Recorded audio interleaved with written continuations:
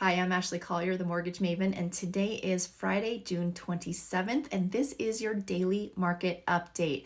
The past 10 trading days, we saw a huge rally in the bond market, over 80 basis points improvement, and yet today we lost some of that momentum, and that's because of the personal consumption's expenditure, which is the Fed's favorite measure of inflation. The market is still open, but we are currently down 19 basis points, and so that momentum has been lost.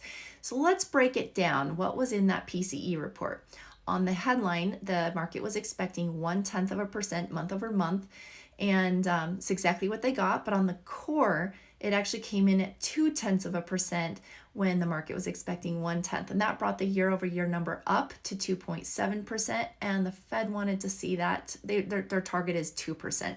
So let's take a look at the run rates, because that's where you're going to see there's been a lot of progress made. So back in February, the 6-month run rate was 3.4%.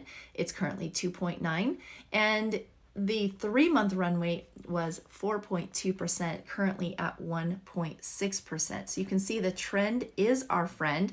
So where did this inflation come from?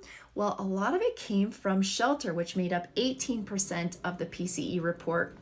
And they're using old data that shows that shelter is a 4.1% annualized pace, and actually real numbers, real-time data shows it's actually 2.9%. So it's way out of the ballpark. So the speaking of data, the rest of this year is actually going to be really difficult to make some headway, because the year-over-year replacement numbers are quite low until we get to January, February of next year, because January, February of this year were very high numbers. So that's when we'll see the most progress made on inflation.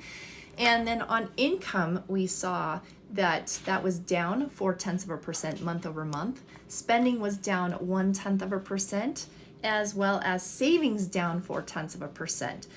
Now, next week is Jobs Week, and remember, the Fed has a dual mandate for stable prices and full employment. So they have shown preferential treatment towards inflation, but jobs do matter.